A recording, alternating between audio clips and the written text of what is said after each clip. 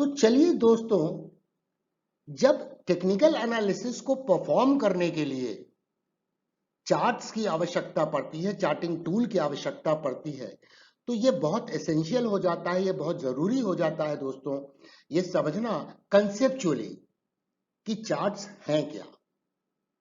हम सभी ने चार्ट्स देखा होगा, बस उसमें इन डेप्थ हम नहीं गए होंगे ताकि हम कंसेप्चुअली समझ सकें कि इसमें जो फॉर्मेशंस हो रहे हैं, अलग अलग चार्ट टाइप्स जो हैं, उसमें जो फॉर्मेशन हो रहे हैं वो कैसे हो रहे हैं। यस दोस्तों, एक बार हम कंसेप्चुअली जब समझ जाते हैं तो उसको देखने का नजरिया जो होता है, उसको समझने का जो नजरिया होता है, वो टोटली चेंज हो जाता है। तो दोस्तों, हम समझते हैं चार्ट होते क्या हैं। तो फ्रेंड्स, चार्ट एक ग्राफिकल प्रेजेंटेशंस है प्राइस एंड वॉल्यूम को over the time period. Historical data available रहते हैं और वो एक्चुअल डेटा है जिनके आधार पे मार्केट में ट्रेडिंग हुई है, और वो डेटा को ग्राफिकल रूप में प्रेजेंट किया जाता है, जिसे हम चार्ट बोलते हैं। और उसके जो मेजर इनपुट्स होते हैं चार्ट के, वो होते हैं प्राइस एंड वॉल्यूम। बाकी सब डिराइव्ड चीजें हैं, जैसा हमने पिछले सेशन में भी जाना। अब दोस्तों, ये हिस्टोरिकल डेटा को प्लॉट करता है प्राइस एंड वॉल्यूम को यूज करके, जो इसके मेन आधार है, मेन इनपुट्स है, और डिफरेंट टाइम इंटरवल्स में करता है। अगर हम डेली टाइम फ्रेम में देख रहे हैं तो दोस्तों, हर दिन के ट्रेडिंग सेशन का डेटा उसमें इनपुट रहता है। वीकली देख रहे हैं तो पूरे सप्ताह का उसमें डेटा का इनपुट रहता है। और अगर हम इंट्राडे टाइम फ्रेम में देख रहे हैं, फॉर एग्जांपल आवरली चार्ट में देख रहे हैं या 15 मिनट के चार्ट में देख रहे हैं, तो दोस्तों हर एक घंटे के चार्ट में हर एक घंटे के डेटा को वो प्लॉट करता है, और इस तरह से वो कंटिन्यूअसली प्लॉट करता चला जाता है। एंड दोस्तों, कंप्यूटर आने के बाद और इंटरनेट के अराइवल के बाद ये चीजें बड़ी आसान हो गई हैं, क्योंकि ये जो डेटा है वो सीमलेसली फ्लो होते हैं। एक्सचेंज के जो डेटा होते हैं वो सीमलेसली फ्लो होते हैं चार्ट के ऊपर में। अदरवाइज एक जमाना था दोस्तों, जब कंप्यूटर नहीं था, इंटरनेट नहीं था, तो इन्हें मैनुअली प्लॉट किया जाता था। तो दोस्तों, आज हमें केवल टेक्निकल एनालिसिस सीखना है और उस पर स्ट्रैटेजी बनाना सीखना है और उसको इंप्लीमेंट करना सीखना है।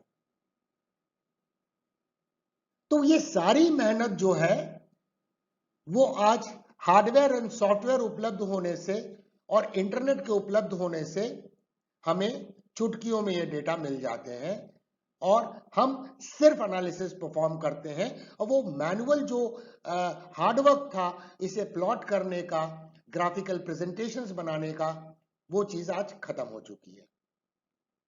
तो दोस्तों, अब चार्ट जो फॉर्म होते हैं दोस्तों, तो नॉर्मली क्या होता है कि डिफॉल्ट वर्जन जो होता है उसी चार्ट को हम यूज करना चालू कर देते हैं। लेकिन हमें यह समझना हो पड़ेगा कि प्राइस स्केल, जो प्राइस का स्केल होता है वो चार्ट्स में कितने प्रकार का होता है। तो मैं ब्रॉडर दो स्केल जो है, जो प्रीडोमिनेंटली यूज किए जाते हैं, उनके बारे में मैं आज डिस्कस करूंगा। और वो स्केल है दोस्तों, पहले तो हम ये समझ जाएं कि चार्ट में एक प्राइस होता है, एक टाइम होता है जो एक्स एक्सिस पर होता है, हॉरिजॉन्टल लाइन पे टाइम का प्लॉटिंग होती है, और वर्टिकल लाइन पर प्राइस की प्लॉटिंग होती है। और दोस्तों, ये हम जब प्लॉटिंग होती है तो यहां पर ये स्केल टाइम का है और ये स्केल जो है प्राइस इंडिकेट करता है, और ये चार्ट प्लॉट होते चले जाते हैं और इनका फॉर्मेशन होता है। अब दोस्तों, ये दो एलिमेंट है चार्टिंग टूल पे, एक टाइम है और एक प्राइस है। तो इन दो स्केल को के आधार पे आगे हम समझते हैं कि प्राइस का स्केल क्या होता है। तो दोस्तों, पहला स्केल जो होता है उसे हम बोलते हैं लॉगरिथमिक स्केल, जिसे हम लॉग स्केल भी बोलते हैं, और जो वाई एक्सेस होती है, ये जो वर्टिकल प्राइस की एक्सेस होती है, ये वाई एक्सेस, इस वाई एक्सेस के ऊपर में जो प्राइस में परसेंटेज के आधार पे चेंज हुए हैं, उसके आधार पर प्राइस की स्पेसिंग वाई स्केल में होती है। माने जो स्पेस होता है वो परसेंटेज के आधार पे होता है दोस्तों। अगर 2% मूव हुआ है किसी स्टॉक में, और ये बार बार कई बार 2-2% के मूव हुए हैं, तो वो बार बार उतनी ही स्पेस पे वो मूवमेंट दिखाएगा वाई स्केल पे। तो इसे बोलते हैं लॉग प्राइस स्केल। एंड दूसरा स्केल है दोस्तों जो बेसिकली एब्सोल्यूट प्राइस को प्लॉट करता है, जिसे हम लीनियर प्राइस स्केल बोलते हैं या अरिथमेटिक प्राइस स्केल बोलते हैं। और ये वर्टिकल प्राइस को एब्सोल्यूट टर्म्स में प्लॉट करता है। अगर किसी स्टॉक में 10 रुपए का मूव हुआ है तो एब्सोल्यूट टर्म्स में 10 रुपए के अलावा उसी की स्पेसिंग को वो वाई स्केल पे लेगा। तो ये दो ब्रॉडर तरीके के हैं प्राइस स्केल जो चार्ट के ऊपर में इस्तेमाल किए जाते हैं। अब इन्हें कंसेप्चुअली समझना अलग है, क्योंकि कई बार हम ये जानते नहीं है कि किस स्केल में हम एनालिसिस को परफॉर्म कर रहे हैं। मैं ऐसा नहीं बोल रहा कि सभी लोग नहीं जानते, खासकर जो बिगिनर्स हैं, नए लोग हैं, वो नहीं जानते हैं। बहुत सारे लोग इसे जानते भी होंगे और इस्तेमाल भी करते होंगे। तो अब दोस्तों सबसे पहले मैं आपको यह शेयर करना चाहूंगा कि मैं कौन से स्केल में प्राइस चार्ट को देखता हूं। मेरा प्रेफर्ड प्राइस स्केल क्या है, और वो दोस्तों है लॉग प्राइस स्केल। सो दोस्तों मैं आपको अब शेयर करना चाहूंगा, अल्टीमेटली ये आपकी चॉइस होगी। जैसे जैसे आप टेक्निकल एनालिस्ट बनेंगे, ट्रेडर बनेंगे, तो आप इस कंसेप्ट को समझ चुके होंगे और आप अपने हिसाब से अपनी स्केल को यूज कर सकते हैं। बट मैं आपके साथ जस्ट शेयर करना चाहूंगा कि मैं इस लॉग प्राइस स्केल को क्यों इस्तेमाल करता हूं।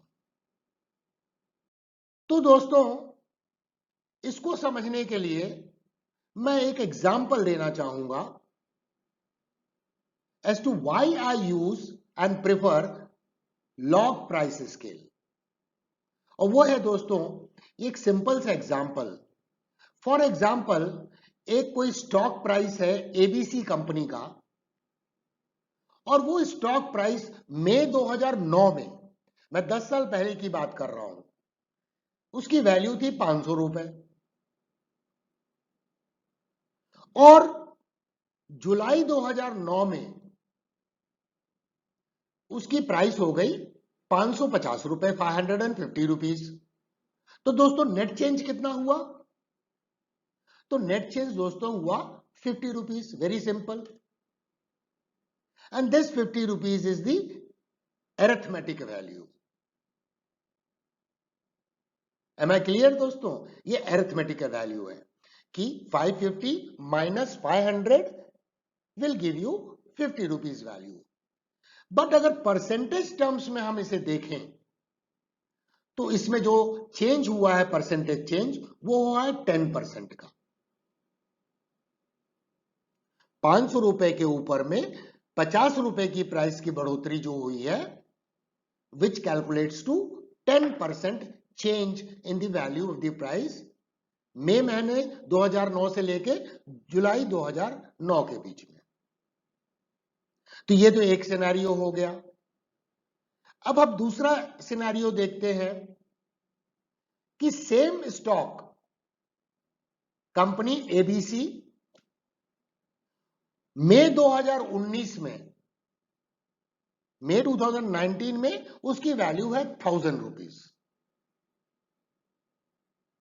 एंड नाउ जुलाई 2019 में, फॉर एग्जांपल करंट मंथ में, उसकी वैल्यू 1050 रुपीज हो गई। तो इसका मतलब क्या हुआ दोस्तों कि इसमें भी नेट चेंज 50 रुपीज का हुआ है। सो एब्सोल्यूट प्राइस में जो चेंज है, absolute change in price is 50 rupees. अगर हम परसेंटेज टर्म्स में अभी बात करें दोस्तों, तो परसेंटेज चेंज इस एग्जाम्पल में सिर्फ 5% हुआ है। इसका मतलब एब्सोल्यूट वैल्यू 50 रुपए तो बढ़ी है, लेकिन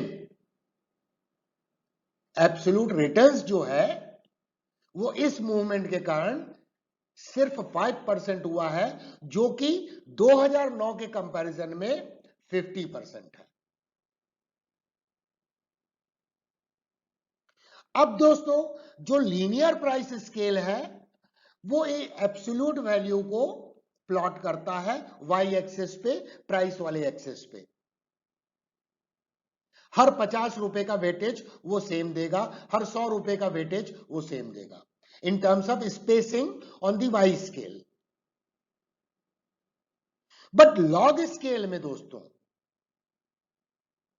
वो सिमिलर परसेंटेज को सेम वेटेज देगा, जहां तक स्पेसिंग का सवाल है वाई स्केल पर। तो दोस्तों ये बहुत इंपॉर्टेंट हो जाता है कि हम एब्सोल्यूट रिटर्न से ज्यादा, एब्सोल्यूट मूवमेंट से, अरिथमेटिक मूवमेंट से ज्यादा इंटरेस्टेड है, क्योंकि प्राइस मार्केट डायनेमिक है। Every time price will keep on changing. जो स्टॉक आज की डेट में 500 रुपए का है वो कल 1000 रुपए का होगा, और या हो सकता है वो गिर के 300 रुपए का हो जाए। अब इसको दूसरे एंगल से समझें दोस्तों। मार्केट में जो एक्सचेंज के डेटा आते हैं, फॉर एग्जाम्पल आज कोई स्टॉक 100 रुपए पे क्लोज हुआ, तो कल अगर वो 2% ऊपर जाता है तो वो 2% जो ऊपर जा रहा है वो आज की क्लोजिंग प्राइस पर 2% अराइव होता है। लेकिन डे आफ्टर टुमारो, एक दिन और बाद, जब उसकी 102 रुपए क्लोजिंग वैल्यू है और उस समय वो 2% बढ़ेगा, तो वो 102 रुपए पे 2% बढ़ेगा दोस्तों। सो एब्सोल्यूट टर्म्स में जो वैल्यू है वो 2% बढ़ने से वो 2 रुपए से अधिक बढ़ेगा। बट एब्सोल्यूट वैल्यू अगर हम पकड़ेंगे तो वो उसको उसी हिसाब से प्लॉट करेंगे वाई एक्सिस पे, प्राइस स्केल पे। एंड इसीलिए इंपॉर्टेंट है कि हम प्राइस के फोर्स को समझना चाहते हैं, उसके मोमेंटम को समझना चाहते हैं, तो लॉग स्केल मुझे लगता है ज्यादा सूटेबल है यूज करने के लिए, प्राइस एनालिसिस के लिए, खास करके जब हम पोजिशनल ट्रेड की बात करते हैं। ऑफ कोर्स इंट्राडे ट्रेड करने वालों के लिए hardly it makes any difference कि वो लॉग स्केल में यूज कर रहे हैं या फिर उसे अरिथमेटिकल स्केल में यूज कर रहे हैं या लीनियर स्केल में इस्तेमाल कर रहे हैं। तो दोस्तों इसे नटशेल में मैं कंक्लूड करना चाहूंगा, log scale versus linear scale या अरिथमेटिक स्केल, कि दोस्तों मूवमेंट्स जो होता है मार्केट में, प्राइस में जो प्राइस का मूवमेंट होता है मार्केट में दोस्तों, अगर 100 रुपए से 200 रुपए हुआ तो एब्सोल्यूट मूवमेंट जो हुआ वो 100 रुपीज का हुआ, लेकिन परसेंटेज टर्म्स में 100% का जंप हुआ। और सिमिलर आगे आने वाले समय पे अगर वो मूवमेंट 200 से 400 रुपए होता है उसी स्टॉक के प्राइस में, तो एब्सोल्यूट टर्म्स में 200 रुपीज का मूव हुआ है, जो एब्सोल्यूट टर्म्स में 100 से 200 हुआ था तो 100 रुपए से 100% ज्यादा है। लेकिन परसेंटेज टर्म्स में दोनों सेम है, 100 से 200 100%, 200 से 400 100%। So log scale percentage change को कंसीडर करके वाई स्केल जो प्राइस की स्केल है उसमें उस हिसाब से स्पेसिंग दिखाई देती है जब आप अपने चार्ट को लॉग स्केल में सेट करते हैं। तो दोस्तों अब हम आगे बढ़ते हैं और समझते हैं कि चार्ट के कितने प्रकार हैं। वैसे तो बहुत सारे प्रकार हैं चार्ट के दोस्तों, लेकिन फ्यू इंपॉर्टेंट चार्ट्स के जो टाइप्स हैं वो आपके साथ शेयर करूंगा, उसे हम कंसेप्चुअली समझने की कोशिश करेंगे कि हर चार्ट का क्या रेलेवेंस है और हर चार्ट का किस तरह के लोग किस स्थिति में इस्तेमाल करते हैं।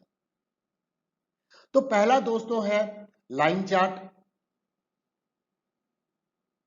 यह है दोस्तों लाइन चार्ट। सेकंड है दोस्तों बार चार्ट। थर्ड है दोस्तों कैंडल स्टिक चार्ट, जिसे हम अधिकतर एनालिसिस में इस्तेमाल कर रहे हैं। अगर बहुत सारे वीडियो चैनल में देखेंगे तो सारी एनालिसिस जो परफॉर्म की गई हैं वो कैंडल स्टिक चार्ट पर परफॉर्म की गई हैं। और ऐसा क्यों किया गया है हम इसे समझेंगे। उसके बाद हाइकेन आशी चार्ट, ये बेसिकली एक जापानीज नाम है, और रैंको चार्ट। अब बहुत सारे चार्टिंग टूल हैं जिसमें ये सारे चार्ट्स अवेलेबल होते हैं अलग अलग प्रकार के, जिसमें आप अपने चार्टिंग टूल पर इसकी सेटिंग कर सकते हो। और बहुत सारे चार्ट हैं जिसमें सभी प्रकार के चार्ट नहीं होते हैं, तो वो एक अलग विषय है। तो चलिए दोस्तों हम एक एक करके इसे कंसेप्चुअली समझने की कोशिश करते हैं। तो पहले हम समझते हैं लाइन चार्ट को। ये प्रोबेबली बहुत बेसिक टाइप का चार्ट फॉर्म है जो सिर्फ करता क्या है, डेली मार्केट की जो क्लोजिंग प्राइस है उसको चार्ट के ऊपर में प्लॉट करता है और वो क्लोजिंग प्राइस को कनेक्ट करते हुए चार्ट का फॉर्मेशन होता रहता है। तो फिर इसका इस्तेमाल क्या है? तो इसका इस्तेमाल दोस्तों, इसका जो यूज है वो बेसिकली एक रिपोर्ट जब बनाते हैं फाइनेंशियल एनालिस्ट या फाइनेंशियल प्रोफेशनल्स, तो एक हिस्टोरिकल डेटा और करंट मूवमेंट को डिपिक्ट करने के लिए, समझाने के लिए इसका इस्तेमाल करते हैं कि पास्ट का परफॉर्मेंस कैसा हुआ है। तो एक जनरल आइडिया देता है ये चार्ट कि इसका मार्केट का ट्रेंड कैसा दिखाई दे रहा है, एक ओवरऑल व्यू। अगर आप म्यूचुअल फंड के बहुत सारे डेटा को देखेंगे, उसके ऑफर डॉक्यूमेंट को देखेंगे, तो पास्ट हिस्टोरिकल परफॉर्मेंस में अधिकतर टाइम लाइन चार्ट्स का ही इस्तेमाल किया जाता है। सो दोस्तों ये एक बहुत बेसिक टाइप का चार्ट है जिसे हम यहां पर देख सकते हैं कि हर तारीख को ये क्लोजिंग प्राइस को प्लॉट करते हुए ये कनेक्ट कर रहा है और ये सिर्फ दिखा रहा है। एक विजुअली हम देख सकते हैं इस समय मार्केट ट्रेंड अप था, इस जगह में मार्केट वॉज फॉलिंग और यहाँ पे फिर से यहाँ पे रिवर्सल हुआ और ये मार्केट ऊपर जाने लगा, फिर करेक्शन लिया, फिर मार्केट ने ऊपर मूवमेंट लिया। तो ये दोस्तों सिंपल क्लोजिंग डेटा पर। अब ये क्लोजिंग डिफॉल्ट सेटिंग होती है दोस्तों चार्ट की। अगर आप चाहते हैं तो इसे हर दिन की हाई प्राइस के ऊपर में प्लॉट करना, या हर दिन की लो प्राइस के ऊपर में प्लॉट करना, या हर दिन की ओपनिंग प्राइस पे प्लॉट करना, तो संभव है। यहां तक संभव है दोस्तों कि opening, high, low and closing price के एवरेज के बेसिस पे भी इसे आप प्लॉट कर सकते हैं, क्योंकि आजकल जमाना दोस्तों प्रोग्रामिंग का है, सॉफ्टवेयर का है, तो things have become very very easy to plot the manner we want to plot. तो चलिए दोस्तों हम आगे बढ़ते हैं और अब समझते हैं बार चार्ट को। दोस्तों बार चार्ट वाइडली बहुत जमानों से, बहुत ओल्डन टाइम से इसे इस्तेमाल किया जाता था। अभी भी जो पुराने टेक्निकल एनालिस्ट हैं बहुत सारे, वो बार चार्ट को ही इस्तेमाल करते हैं। और ये बार चार्ट है क्या दोस्तों? ये एक बेसिक टूल है जिसे हम OHLC चार्ट टूल भी बोलते हैं। क्योंकि ये दर्शाता है opening, high, low and close price को।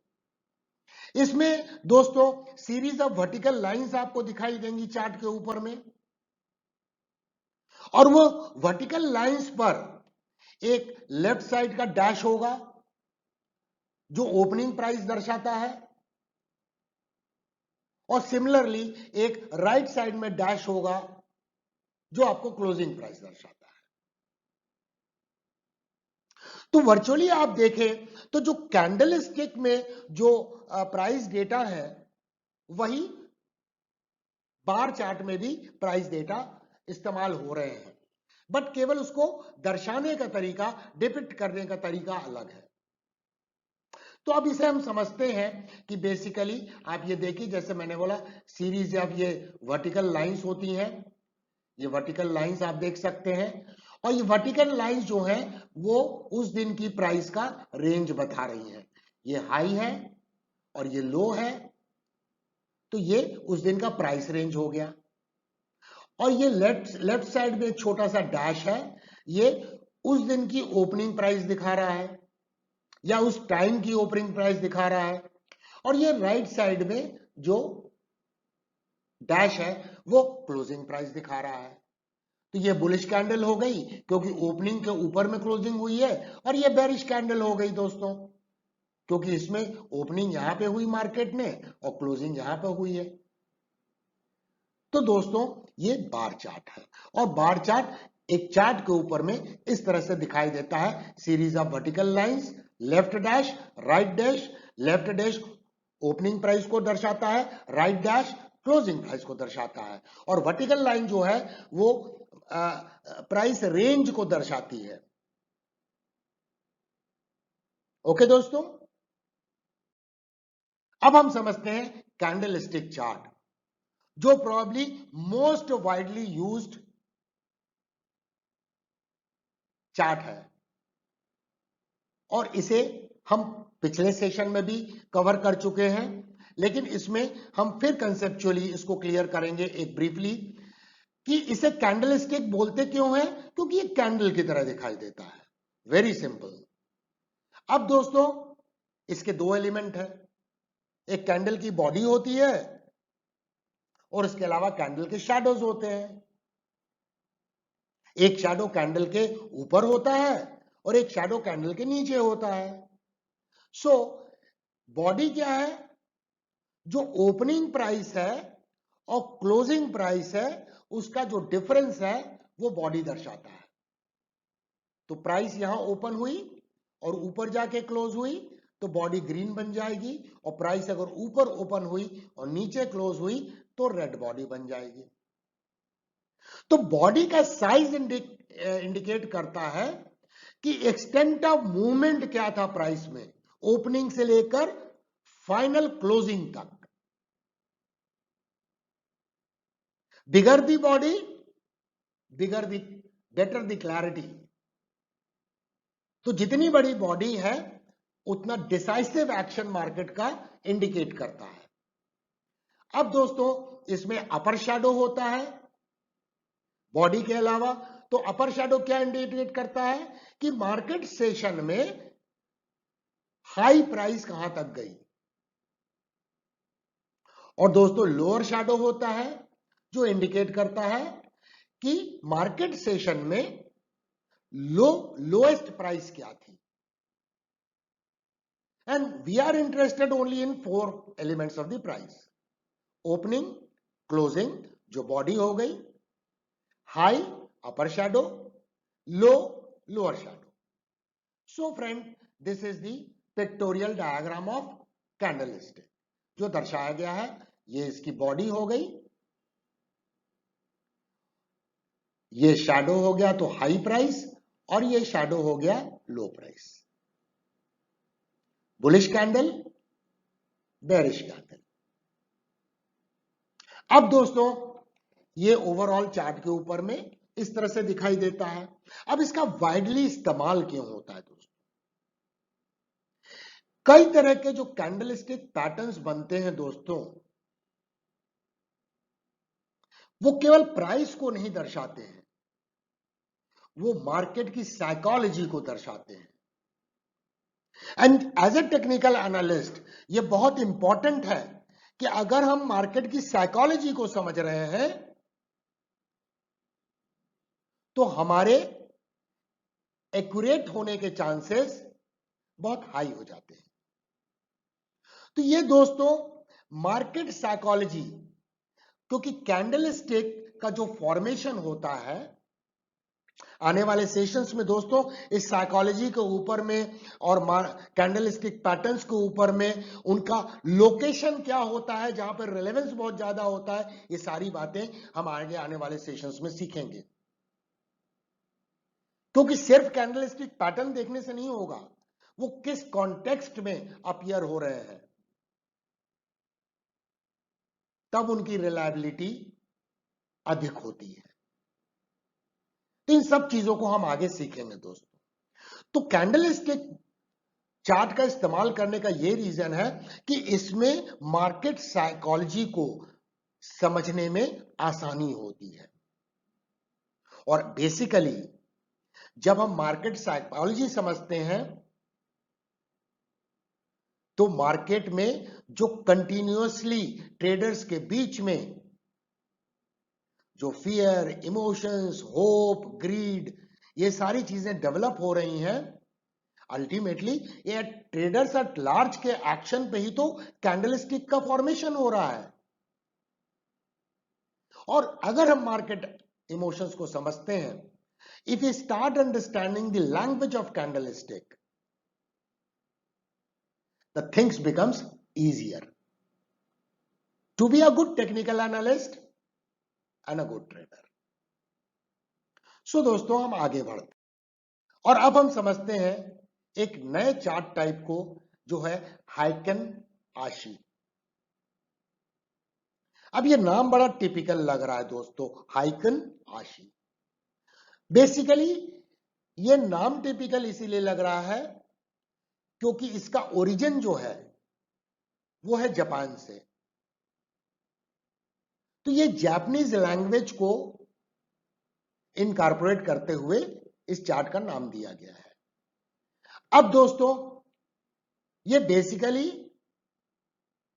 सेम है जैसे कैंडलस्टिक होती है, कैंडलस्टिक जैसा ही दिखता है और ये सिमिलर है करीब करीब। बट इसमें होता क्या है, मार्केट नॉइजेस को अवॉइड करने के लिए सर्टेन फॉर्मूला का इस्तेमाल किया जाता है। तो इसमें जो फॉर्मेशन होता है वो होता है, अगर स्ट्रॉन्ग अप ट्रेंड होगा तो लगातार ग्रीन कैंडल्स बनेंगी बिना किसी लोअर शैडो के। अगर कोई भी कैंडल पे लोअर शैडो एब्सेंट है और ग्रीन कैंडल बन रही है तो वो दर्शाता है कि डिसाइसिव अपमूव हो रहा है मार्केट में। और जब डाउन ट्रेंड होगा तो स्ट्रॉन्ग डाउन ट्रेंड में series of candle, continuously candle red colour की बनेंगी और उसमें अपर शैडो नहीं होगा। अब नाउ फ्रेंड्स, ये जो कैंडल स्टिक है वो मार्केट की सेशन टू सेशन, जैसे फॉर एग्जांपल आज मार्केट जब खुलेगा तो दोस्तों exact open and closing price नहीं दर्शाएगा, वो हमें नॉर्मल कैंडलस्टिक से चेक करना होगा। तो ये इस्तेमाल करते हैं एवरेज प्राइस को लेके। वो हम देखेंगे आगे कि वो क्या एवरेज प्राइस है जिनको कंसीडर करके इनका फॉर्मेशन होता है। अब दोस्तों सिंस ये एवरेज प्राइस को लेके फॉर्म करते हैं और इनका नाम है हाइकन आशी, तो इसे समझना बहुत जरूरी है। जापानीज लैंग्वेज में हाइकन का मीनिंग होता है एवरेज। और दोस्तों आशी का मीनिंग होता है पेस। अब इन दोनों को कंबाइंड कर दे, एवरेज पेस हैकन आशी, तो ये क्या इंडिकेट कर रहा है कि मार्केट का एवरेज पेस क्या है। अप ट्रेंडिंग हो तो अप साइड में क्या पेस है एवरेज, और डाउन ट्रेंडिंग हो तो डाउन साइड में एवरेज पेस क्या है। तो दोस्तों ये कैंडल स्टिक को समझना जरूरी है कि इनका फॉर्मेशन कैसे होता है फ्रेंड्स। तो ये मैंने एक कैंडल दिखाई है जिसमें दोनों साइड के शैडो दिखाए हैं, क्योंकि मुझे आपको कैलकुलेशन एक्सप्लेन करना है कि हैकन आशी का फॉर्मेशन किस तरह से होता है। तो दोस्तों सबसे पहले हम समझते हैं कि इसकी जो क्लोजिंग प्राइस है, फॉर एग्जांपल आज कोई कैंडल क्लोज हुई तो उसकी क्लोजिंग प्राइस कैसे कैलकुलेट होती है। तो उसकी क्लोजिंग प्राइस कैलकुलेट होती है दोस्तों, आज मार्केट में जिस प्राइस पे मार्केट ओपन हुआ, मार्केट ने जो हाई बनाया और मार्केट ने जो लोएस्ट वैल्यू पे ट्रेडिंग हुई और मार्केट जो फाइनली क्लोज हुआ, ये चारों डेटा का एवरेज हम निकालते हैं। तो O plus H plus L plus C divided by 4, और जो भी वैल्यू आएगी आज के करंट कैंडल की, करंट पीरियड की, वो क्लोजिंग प्राइस हो जाएगी दोस्तों। अब हम समझते हैं दोस्तों ओपनिंग प्राइस। ओपनिंग प्राइस वो करंट डे से उसका कोई लेना देना नहीं है। It does not take any consideration of the current day opening price को दर्शाने के लिए। ओपनिंग प्राइस के लिए दोस्तों वो पिछले दिन की कैंडल का जो ओपनिंग एंड क्लोजिंग है, जो पिछले दिन की कैंडल की बॉडी बनी है ओपनिंग एंड क्लोजिंग प्राइस के द्वारा, उसके एवरेज को कैलकुलेट करता है। तो O प्लस C, यहां पे हम देख सकते हैं O plus C prior period, पिछले दिन के पीरियड की ओपनिंग एंड क्लोजिंग को एवरेज लेके वो दर्शाता है ओपनिंग प्राइस को।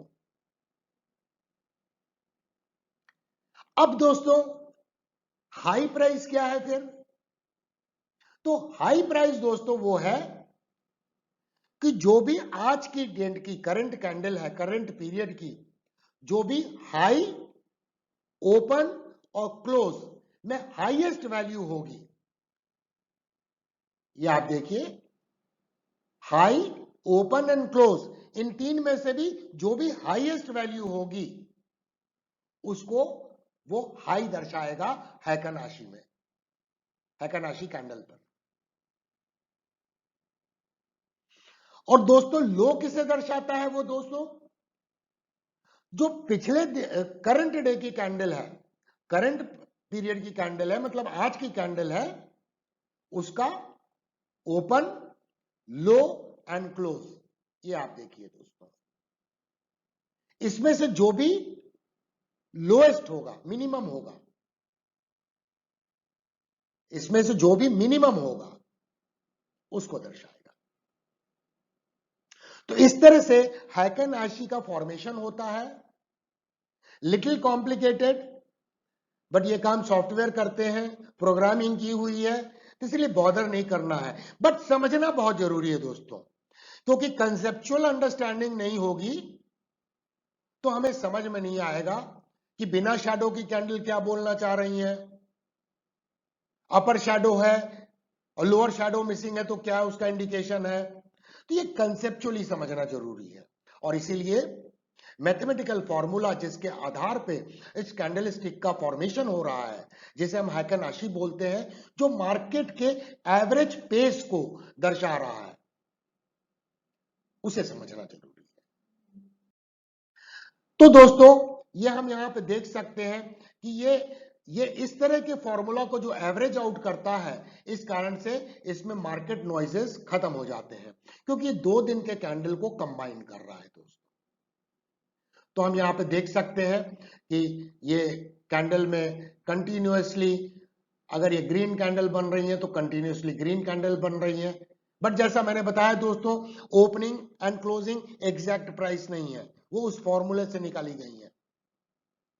बट हम ये देख सकते हैं इसमें बहुत सारे मार्केट नॉइजेस को अवॉइड किया जा चुका है। बहुत सारे ट्रेडर ऐसे हैं जो इसके आधार पे, जैसे ये प्राइस ने अपसाइड में मूव किया और ये आप देखें इसमें ये पुल बैक हुआ प्राइस में, तो इस पुल बैक को खत्म होने के बाद जैसे ही पहली ग्रीन कैंडल बनती है तो वो ये मान के चलते हैं कि ये पुल बैक समाप्त हो गया है और यहां से प्राइस ऊपर जाने के चांसेस है। तो दोस्तों वो यहां पे अपनी लॉन्ग पोजीशन बना लेते हैं और जब भी पहली रेड कैंडल नजर आती है, बेरिश कैंडल हैकरनाशी पे नजर आती है, तो वो एग्जिट कर जाते हैं। बट ये भी बहुत अच्छे से मार्केट साइकोलॉजी को एक्सप्लेन करने में, क्योंकि ये मार्केट नॉइजेस को दबा देता है और जब मार्केट नॉइजेस को सप्रेस कर दिया जाता है तो बहुत सारे जो उछल कूद करने वाले ट्रेडर के कारण मूवमेंट हुआ है, तो कैंडलस्टिक पैटर्न का जो फॉर्मेशन होता है, जो मार्केट की साइकोलॉजी को इंडिकेट करता है, ये पर्टिकुलर चार्ट फॉर्म उसको दर्शाने में सक्षम नहीं है। तो दोस्तों अब एक नए चार्ट फॉर्म के बारे में समझते हैं जिसे हम बोलते हैं रैंको चार्ट। अब रैंको चार्ट क्या होता है दोस्तों? ये बेसिकली एक चार्ट फॉर्म है जो बहुत सारे चार्टिंग टूल्स में तो अवेलेबल भी नहीं है, बट इस चार्टिंग जो रैंको चार्ट फॉर्म है जिसका मैं लिंक आपको दे रहा हूं, उसमें ये उपलब्ध है। तो दोस्तों ये बेसिकली होता क्या है, पहले इसे हम कंसेप्चुअली समझें। तो बेसिकली ये एक नॉइज फ्री चार्ट हम बोल सकते हैं इसे। इसमें नॉइजेस को, मार्केट के जो नॉइजेस हैं उसे कंप्लीटली एलिमिनेट कर दिया जाता है। अब बेसिकली अगर देखें नॉइजेस को कंप्लीटली एलिमिनेट किया जा सकता है तो इन्वेस्टमेंट पर्सपेक्टिव के हिसाब से ये एक यूजफुल चार्ट हो सकता है। सो दोस्तों ये जो कंसीडर करता है, जब इसका फॉर्मेशन होता है तो ये क्या कंसीडर करता है? सिर्फ प्राइस के मूवमेंट को कंसीडर करता है। प्राइस के मूवमेंट का एक्सटेंट जो है उसे केवल कंसीडर करता है दोस्तों। ये ना तो टाइम को कंसीडर करता है कि वो एक्सटेंट ऑफ मूवमेंट कितने वक्त में हुआ है, और ना वॉल्यूम को कंसीडर करता है। सो ये बेसिकली जो भी हम डिफाइन कर देंगे उस चार्ट में, उस सॉफ्टवेयर में, कि हमें किस एक्सटेंट के प्राइस का मूवमेंट उस पर इंडिकेट करना है, तो वो दर्शाएगा। अब सिंस एक्सटेंट उसका डिफाइंड है कि किस एक्सटेंट को हमने डिफाइन किया है चार्ट के ऊपर में, अगर उस एक्सटेंट का मूवमेंट फॉर एग्जांपल आज नहीं हुआ तो चार्ट में कोई भी फॉर्मेशन आज की डेट में नहीं होगा। कई बार एक एक सप्ताह तक, 10-10 दिन तक हो सकता है कोई फॉर्मेशन ना हो, क्योंकि जो एक्सटेंट हमने डिफाइन किया है उस एक्सटेंट का मूवमेंट उसमें नहीं हुआ है, क्योंकि ये प्राइस के एक्सटेंट को जो मूवमेंट हुआ है उसको केवल प्लॉट करता है, दर्शाता है। ना वॉल्यूम कंसीडर करता है, ना टाइम कंसीडर कर सकता है। अगर वो एक्सटेंट का मूवमेंट जो हमने डिफाइन किया है उस एक्सटेंट से अगर अधिक मूवमेंट होगा या उस एक्सटेंट से कम मूवमेंट से लोअर साइड में ज्यादा मूवमेंट होगा, तब उसमें हलचल दिखाई देगी, चार्ट में फॉर्मेशन दिखाई होगा। उस एक्सटेंट को होने में अगर 10 दिन लगते हैं, 10 दिन के बाद में फॉर्मेशन होगा। अब दोस्तों इस चार्ट के ऊपर में जो फॉर्मेशन होते हैं तो वो बॉक्स की तरह होते हैं, उन्हें ब्रिक कहा जाता है, ब्रिक।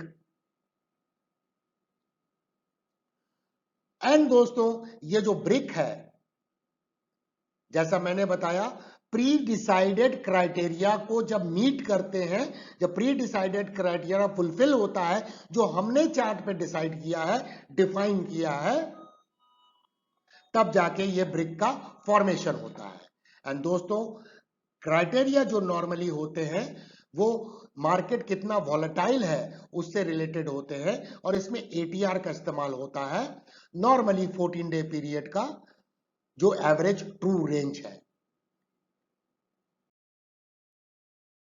तो दोस्तों रैंको चार्ट को समझते हैं। रैंको चार्ट पहले हम देख सकते हैं वो दिखाई कैसा देता है दोस्तों, और हम इसमें देख सकते हैं कि कंप्लीटली अगर ये बॉक्स का फॉर्मेशन या जिसे हम ब्रिक बोलते हैं तो कंटिन्यूसली ग्रीन बॉक्स का फॉर्मेशन हो रहा है, फिर ये अगर कंटिन्यूसली हो रहा है तो रेड बॉक्स का फॉर्मेशन हो रहा है। सो दोस्तों ये आप देखिए सिर्फ एक बार रेड फॉर्मेशन हुआ तो ये हम इसे पुल बैक बोल सकते हैं, और इसके बाद ये प्राइस फिर ऊपर जा रही है। तो ये जो बॉक्स है नॉर्मली, वैसे आप इसे किसी भी तरह से डिफाइन कर सकते हैं।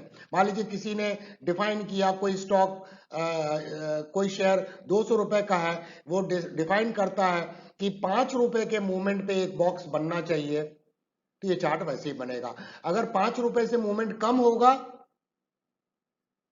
तो उस पर्टिकुलर डेट में कोई भी बॉक्स का फॉर्मेशन होगा ही नहीं। जब भी 5 रुपए से अधिक का मूवमेंट होगा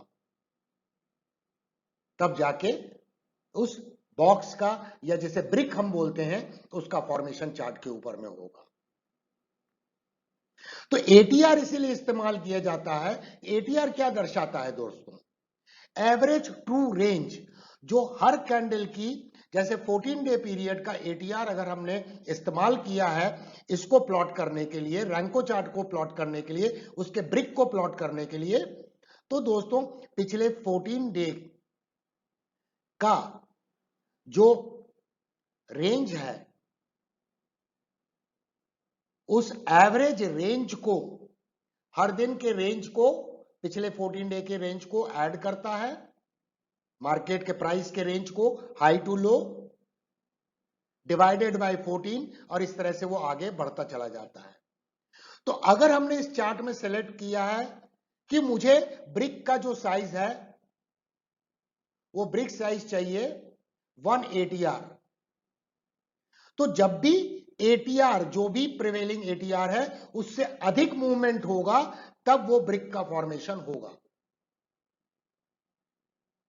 और अन्यथा ये चार्ट साइलेंट रह सकता है कई दिनों तक। अगर आपने उसमें फिगर डाल दिया मुझे 3 एटीआर के बराबर मूवमेंट होगा, तब एक बॉक्स का साइज हमने डिफाइन कर दिया इक्विवेलेंट टू 3 एटीआर, तब वो 3 एटीआर के बराबर जब मूवमेंट होगा तभी वो बॉक्स का फॉर्मेशन हो गया, अन्यथा उसमें कोई बॉक्स का फॉर्मेशन नहीं होगा अगर उस रेंज के विद इन अगर मूवमेंट होता रहा तो। आई होप दोस्तों कि ये आपको क्लियर हो गया होगा। तो चलिए आगे बढ़ते हैं और हम टूर लेते हैं चार्टिंग सॉफ्टवेयर का, और उसे जानने की कोशिश करते हैं कि उस चार्टिंग सॉफ्टवेयर को सेट कैसे करते हैं, या अलग अलग चार्ट देखते कैसे हैं, उसके ऊपर में इंडिकेटर्स कहाँ पे होते हैं, ड्राइंग करने के टूल्स कहाँ पे होते हैं, ताकि हम एक होलिस्टिक तरीके से उसे समझ सकें, और जब मैं अंत में लिंक आपको प्रोवाइड करूं तो आप उसको इस्तेमाल कर सकें।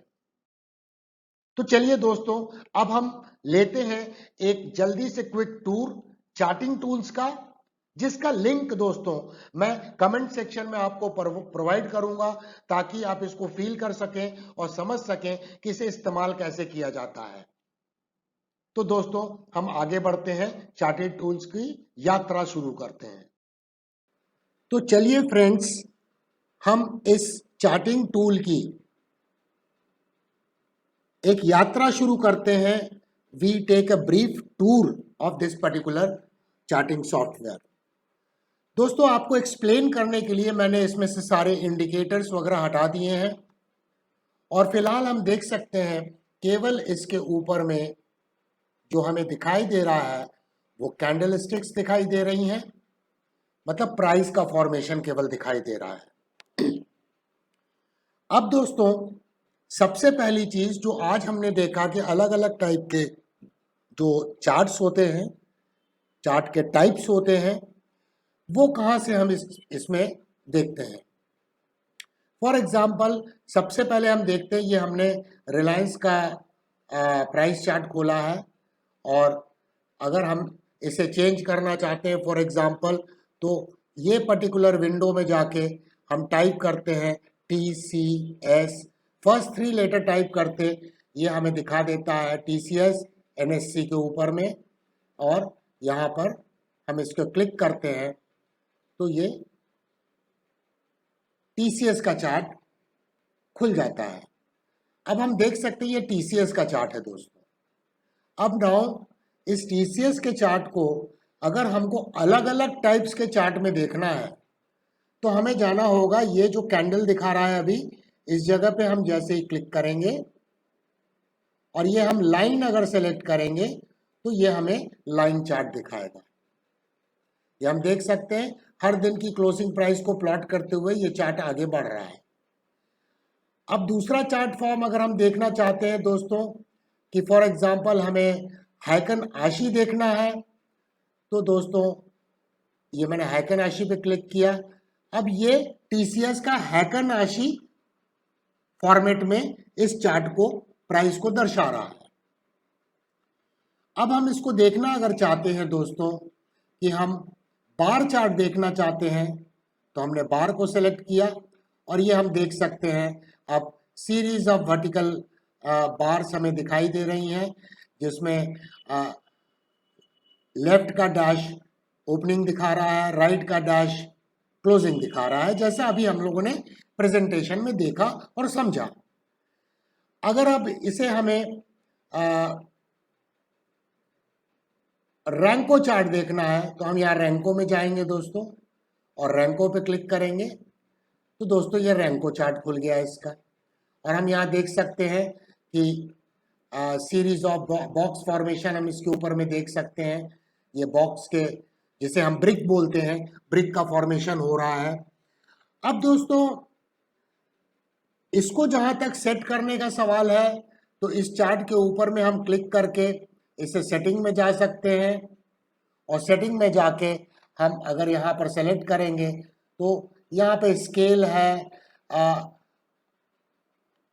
ये सिंबल में अगर हम जाते हैं तो ये देख सकते हैं बॉक्स का साइज ATR करके सेलेक्ट किया गया है। तो ATR 14 डे पीरियड आपको रखना है या आपको क्या रखना है वो आप तय कर सकते हैं, जैसा मैंने रैंको चार्ट को एक्सप्लेन करते हुए आपको बताया था। अब दोस्तों इस चार्ट में हम और देखें तो अब चलिए अब हम चलते हैं अपने फेवरेट कैंडलस्टिक चार्ट पर, और ये हमने वापस कैंडलस्टिक चार्ट पर हम वापस आ गए। अब दोस्तों जैसा हमने बताया प्राइस स्केल, एक होता है लॉग स्केल और दूसरा दोस्तों होता है लीनियर स्केल। तो देखिए यहाँ पर दोस्तों इस चार्ट के ऊपर में अगर हम ध्यान से देखें तो ये यहाँ पर वॉच दिखाई दे रही है, अभी का वक्त दिखा रहा है 18:42:19 जब मैं ये प्रेजेंटेशन बना रहा हूँ। और यहाँ पर हम देख सकते हैं हमने लॉग सेलेक्ट करके रखा है, ये देख सकते हैं दोस्तों। अगर हम इस सेटिंग में अगर आप जाएं तो देखिए ये मैंने लॉगरिथमिक सेलेक्ट करके रखा है। तो ये अगर लॉगरिथमिक को मैं यहाँ से हटा देता हूँ तो ये लीनियर स्केल आ जाता है दोस्तों। ये लॉग के ऊपर में जो हाईलाइटेड था वो हाईलाइट खत्म हो गया और ये लीनियर स्केल में आ गया। और जो मैं स्पेसिंग की बात कर रहा था, लीनियर में ये जो वाई एक्सिस है, इस वाई एक्सिस पे जो प्राइस है इसमें जो स्पेसिंग होगी वो होगी प्राइस के एब्सोल्यूट वैल्यू को जो मूवमेंट होगा उसके अनुसार होगी। और जैसे ही हम इसे सेलेक्ट करके लॉगरिथमिक पे कर देते हैं तो देखिए ये लॉग स्केल चालू हो गया। अब यहाँ पे जो स्पेसिंग है आप देख सकते हैं यहाँ की स्पेसिंग अलग है, इस जगह की स्पेसिंग अलग है। तो ये प्राइस के मूवमेंट पे होगा। फॉर एग्जांपल मैं किसी कैंडल पे कर्सर को रखता हूँ, आप यहाँ देखें 1.59% का आज मूवमेंट हुआ है कल के दिन TCS के चार्ट पर। तो ये उस हिसाब से परसेंटेज के हिसाब से इन टर्म्स, तो आज से अगर 10 साल पहले भी अगर 1.59% का मूवमेंट हुआ है तो उतने ही स्पेसिंग के साथ ये वाई एक्सिस पे दर्शाएगा। तो दोस्तों ये हो गया बेसिक जो अभी हमने सीखा। अब इस चार्ट को क्या क्या प्रोविजंस है हम देख सकते हैं। यहाँ टाइम फ्रेम है, हम 5 मिनट का चार्ट देख सकते हैं, हम 15 मिनट का चार्ट देख सकते हैं, हम 1 घंटे का चार्ट देख सकते हैं, 4 आवरली चार्ट देख सकते हैं। तो ये टाइम फ्रेम है दोस्तों। इसके अलावा इसमें प्रोविजन है दोस्तों कि अगर चार्ट को एक कस्टम तरीके से देखना है तो मैं इस चार्ट को अपने हिसाब से इसको डिफाइन कर सकता हूं। मैं यहाँ पे आपको ले जाता हूं और यहाँ पे दिया हुआ है ऐड करने के लिए, तो मैं यहाँ पे ऐड पे क्लिक करता हूं और इस हिसाब से मैं एक ऑड वैल्यू सेलेक्ट करता हूं। जो फॉर एग्जाम्पल मैं आवरली चार्ट में मैं देखना चाहता हूं 3 घंटे के चार्ट को, तो मैं यहां पे ऐड कर देता हूं इसको।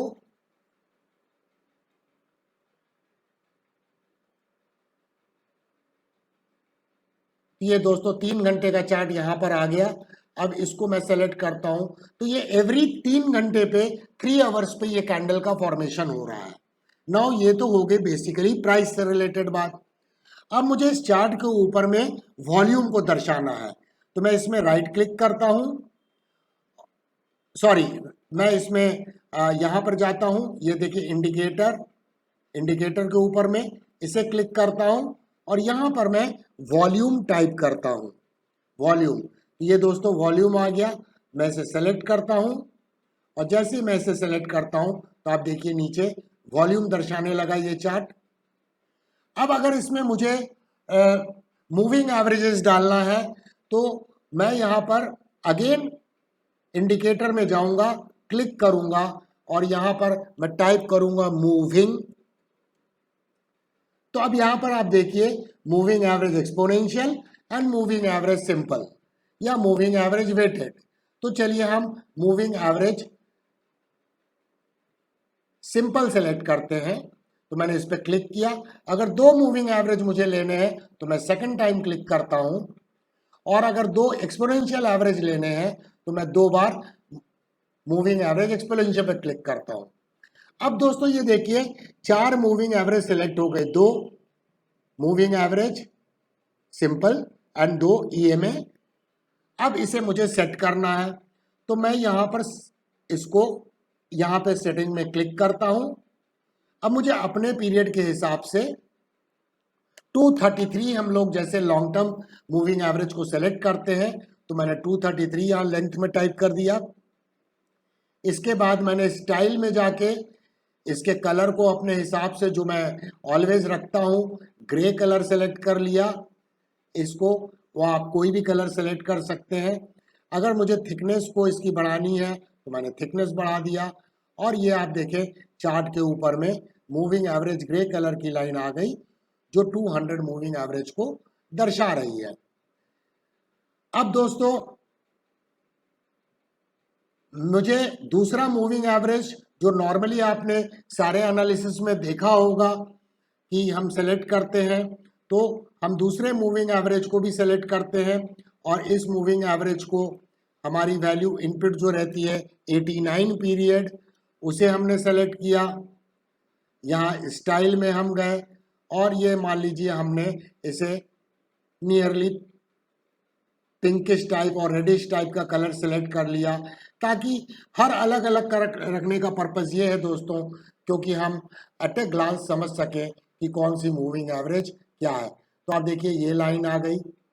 अब मुझे ईएमए सेट करना है तो आप जैसा सभी जानते हैं कि मेजर एनालिसिस में हम इनपुट्स जो रखते हैं एक्सपोनेंशियल मूविंग एवरेज एक 21 रखते हैं और इसका कलर हमने देखा होगा हमेशा ग्रीन रहता है, तो मैं ग्रीन कलर सेलेक्ट कर लेता हूं और इसे मैं क्लिक कर देता हूं। तो देखिए ग्रीन कलर की मूविंग एवरेज आ गई। और अनदर मूविंग एवरेज जो एक्सपोनेंशियल होती है उसे हम सेलेक्ट करते हैं और ये इनपुट में डालता हूं यहाँ पर जो हम 55 पीरियड का सेलेक्ट करते हैं, ये मैंने डाल दिया। इसका कलर नॉर्मली हम लोग ब्लू कलर का रखते हैं, तो यहाँ पर मैं जाके इसे ब्लू कलर सेलेक्ट कर लूँगा और इसे मैं, तो ये आप ब्लू कलर की ईएमए 55 आ गई दोस्तों। तो ये चार्ट के ऊपर में सारे ईएमएस और एसएमएस।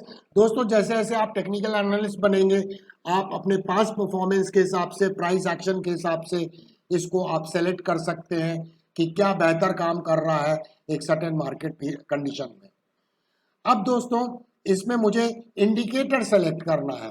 तो फॉर एग्जांपल अगर मुझे आरएसआई सेलेक्ट करना है तो मैं अगेन इस पे जाता हूं, यहाँ पे आरएसआई टाइप करता हूं तो ये आ गया रिलेटिव स्ट्रेंथ इंडेक्स, में से सेलेक्ट करता हूं और ये आरएसआई नीचे दर्शाने लगा दोस्तों। अब दोस्तों मुझे ड्राइंग करना है, ट्रेंड लाइन खींचना है, तो ड्राइंग के लिए ये साइड में टूल्स दिए हुए हैं दोस्तों।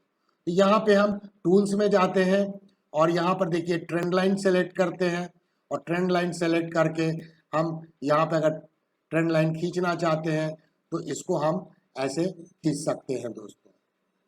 ये दोस्तों हम इसको ट्रेंड लाइन खींच सकते हैं। ये हम जैसे भी जितने पीरियड में लंबा खींचना चाहते हैं ये ट्रेंड लाइन को हम खींच सकते हैं। अब ये ट्रेंड लाइन की हम सेटिंग को अलग अलग कलर रख सकते हैं। इसके अलावा अगर हमें चैनल ड्रॉ करना है दोस्तों तो ये पैरेलल चैनल है, इसे हम सेलेक्ट करते हैं और फॉर एग्जांपल मुझे इस पॉइंट से लेकर इस पॉइंट का चैनल ले जाना है तो ये मैं सेलेक्ट करता हूँ। इसको अप साइड में ले जाना है तो मैं यहाँ सेलेक्ट करता हूँ। तो इस तरह से दोस्तों हम चैनल ड्रॉ कर सकते हैं। अब दोस्तों मैंने इन्हें रिमूव करता हूँ तो ये साइड में आप इसे स्टडी करेंगे, बहुत सारे टूल्स हैं। अगर मुझे यहाँ पर फिबोनाची रिट्रेसमेंट खींचना है दोस्तों तो मैं यहाँ पर जाता हूँ, ये रिट्रेसमेंट टूल सेलेक्ट करता हूँ और ये इम्पल्सिव वेव को खींचना है तो यहाँ से यहाँ ड्रैग करके ले जाता हूँ और इस तरह से मैं खींच लेता हूँ। इसके अलावा दोस्तों देख सकते हैं इसमें नीचे में दिखा हुआ है, ये सेट करके रखा हुआ है कि इसमें कब इस कंपनी ने डिविडेंड पे किया। ये डी लिखा है मैंने डिविडेंड, तो डिविडेंड 18 रुपए का दिया जो 4 जून को इफेक्टिव हुआ। इसके अलावा हम देख सकते हैं रिजल्ट का दिन, जब रिजल्ट आता है इसका तो यहाँ देख सकते हैं कि लास्ट रिजल्ट जो 9 जुलाई को आया तो उसमें एस्टिमेट 20 था और सरप्राइज 3.97% इसका रिजल्ट जो एस्टिमेटेड वैल्यू थी उससे बेहतर आया और ये रिजल्ट कब का था, पीरियड एंडिंग जून का। दोस्तों इसमें कैलेंडर है, कैलेंडर में जाके आप ऐसे क्लिक करेंगे तो आप देख सकते हैं कि आज 23 जुलाई है तो आज किस किस का रिजल्ट आया है। हिंदुस्तान यूनिलीवर, ये सारी कंपनियों का नाम है, जी एंटरटेनमेंट, एल&टी, सो ये सारे रिजल्ट आए हैं। अगर हम कल रिजल्ट किसके आने वाले हैं देखना चाहते हैं तो ये सारे रिजल्ट लिखे हुए हैं, कौन कौन सी कंपनी के कल रिजल्ट आने वाले हैं। ओबरॉय रियल्टी है, सारी कंपनियों के रहते हैं दोस्तों। कैन बैंक का है, कैनरा बैंक का रिजल्ट कल है। 25 जुलाई को फिर हम देखें तो बजाज फिंसर्व का है, बजाज फाइनेंस, तो बायोकॉन का रिजल्ट है। तो दोस्तों ये कैलेंडर है जिसमें हम जाके सब कुछ देख सकते हैं। तो दोस्तों ये बेसिकली चार्ट को हमें अगर एनलार्ज करना है तो यहाँ प्लस साइन है दोस्तों, इसे हम जूम कर सकते हैं, जूम इन कर सकते हैं, जूम आउट कर सकते हैं। इसके अलावा हम चार्ट को राइट साइड में स्क्रॉल कर सकते हैं, लेफ्ट साइड में स्क्रॉल सकते हैं और अगर एक फ्रेम में चार्ट को लाना है तो ये आप देखिए इसमें हम रीसेट पे दबाएंगे तो ये चार्ट ऐसा हो जाएगा। उसको हम ड्रैग कर सकते हैं ऊपर नीचे, जिस तरह से भी हमको सहूलियत होती है एनालिसिस। हमको एक पर्टिकुलर पोर्शन को एनलार्ज करना है तो यहाँ पे आप देखिए ये प्लस साइन है, जूम इन, तो मैं इस सेक्शन को सेलेक्ट करता हूँ और यहाँ पर मैं इस पर्टिकुलर पोर्शन को जूम करके स्टडी करना चाहता हूँ तो मैं इसे कर सकता हूँ। तो दोस्तों इसमें कई तरह की चीज़ें हैं और साथ में स्टॉक स्क्रीनर भी है, जिसको हम स्टॉक स्क्रीनर को इस्तेमाल कैसे करते हैं ये बाद में जैसे आगे बढ़ेंगे तो इसको मैं कवर करूँगा। तो आशा है दोस्तों कि एक ओवरऑल फील इसका आपको आ गया होगा और आप ये बहुत यूज़र फ्रेंडली है दोस्तों। आप इसको जितना इस्तेमाल करेंगे आपको क्लैरिटी आती जाएगी और ये बहुत अच्छा प्राइस चार्ट है प्रैक्टिस करने के लिए। तो मैं इसका लिंक आपको इस कमेंट सेक्शन में इस प्रेजेंटेशन के नीचे दूंगा। पहले भी वैसे चैनल में दिया गया था और आपको अगर ढूंढने में तकलीफ ना हो तो मैं फिर से इसका लिंक इस वीडियो प्रेजेंटेशन के नीचे में कमेंट सेक्शन में दूंगा। आप इसे विजिट कीजिए, फ्री वर्जन इस्तेमाल कीजिए। फ्यूचर में जब भी आपको लगेगा कि फीचर और अधिक चाहिए तो मैं तो वैसे इसका प्रीमियम वर्जन इस्तेमाल करता हूं, तो आप देख लीजिए। आप फिलहाल प्रैक्टिस करने के लिए, सीखने के लिए इनफ है जब हम इसका फ्री वर्जन भी अगर आप इस्तेमाल करते हैं तो दोस्तों, अगर ये प्रेजेंटेशन आपको पसंद आया है तो इसे थम्स अप कीजिए, लाइक कीजिए और अपने फ्रेंड्स एंड जानकार लोगों के बीच में इसको शेयर कीजिए, ताकि वो लोग भी इस वीडियो को देख के टेक्निकल एनालिसिस सीखने के लिए इंस्पायर हो सके और उन्हें भी फायदा हो, और वो इस चैनल को सब्सक्राइब करके, जो एक फ्री यूट्यूब चैनल है, इसका हिस्सा बने और take all benefits out of it. And दोस्तों, अगर आप इस चैनल को वॉच कर रहे हैं, अगर अभी तक आपने इस चैनल को सब्सक्राइब नहीं किया है तो दोस्तों, आपके राइट साइड में सब्सक्राइब बटन है, उसे क्लिक करें और जल्दी से इस परिवार का हिस्सा बन जाएं। एंड दोस्तों, केवल सब्सक्राइब करने से उद्देश्य पूरा नहीं होगा। YouTube पॉलिसी के तहत जब तक आप बेल आइकन को एनेबल नहीं करते हैं तो आपको आने वाले वीडियो के बारे में जानकारी नहीं मिलेगी, और जिससे हो सकता है कि आप एक अच्छा वीडियो मिस कर जाए। तो बेल आइकन को भी एनेबल कीजिए दोस्तों।